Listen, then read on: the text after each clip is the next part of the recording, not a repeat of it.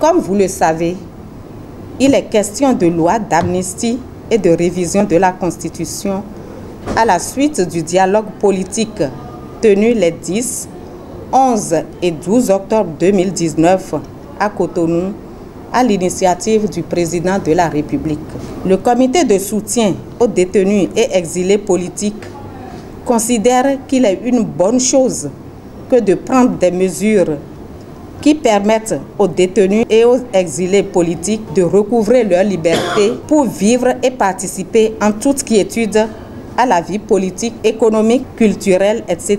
de leur pays. Toutefois, il voudrait dénoncer ici le caractère sélectif, arbitraire et porteur de primes à l'impunité et à la promotion des auteurs de violations des libertés et des auteurs des tueries qui ont cours pendant la crise politique consécutive aux législatives exclusives de 2019. Pour baliser le terrain à une amnistie dans le flou et qui couvre des assassins aussi. Autant de choses qui confirment nos craintes et qui exigent une lumière crue sur tout ce qui s'est passé afin de mettre fin à l'impunité. C'est révoltant et tout simplement inacceptable. Les personnes à amnistier sont bien entendu les détenus politiques dans les affaires CNSS-BIBE, autrement dit Laurent Métognon, Saliou Youssao, Edouard Adegoke, Célestin Aonon, Jérémy Moura, Soneb Babalola David, Azan Rossessi Franck, Sonapra, Jacob Ishola, Tabé Bios Seko, Mohamedou El Haj, A. Moussa, Mama Gao Aliou. Les autres compatriotes dans les différentes prisons, les 10 Nigériens arrêtés à Cotonou et à Parakou, le Nigérien, le Congolais, le Togolais arrêtés à Cotonou, les compatriotes en exil, les compatriotes recherchés à Dassa, Chaourou et Savé, etc.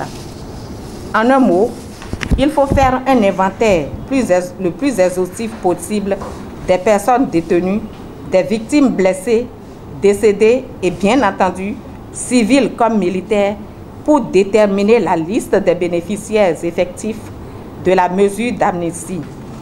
Pas moins de 220 personnes au bas mot seraient concernées. Nous ne jurons de rien dans la mesure où sous la terreur et les intimidations, nombre de persécutés et de victimes, surtout dans les régions de Tchaourou et Savé, n'ont pu se faire identifier ou répertorier. Quel type d'amnistie? Il ne faut pas une amnistie qui protège les criminels. C'est pourquoi c'est au président Talon qu'il revient de prendre une ordonnance à cet effet. Il ne s'agira pas de se donner l'occasion de légitimer une assemblée nommée qui ne représente nullement le peuple. Une élection où 90% de la population rejette les candidats n'est pas qualifiée pour légiférer. Une loi d'amnistie par ce genre de parlement est inacceptable. Le président de la République ferait mieux, avec son gouvernement, d'accéder aux doléances de la jeunesse et du peuple, dont nous sommes de modestes voix pour faire écho de leurs aspirations, en l'occurrence ici, la libération des détenus politiques sans discrimination, le retour des exilés politiques et la satisfaction des autres revendications relatives aux personnes décédées, aux pupilles de la nation, à l'abrogation des lois scélérates pour le respect des droits humains et des peuples dans notre pays.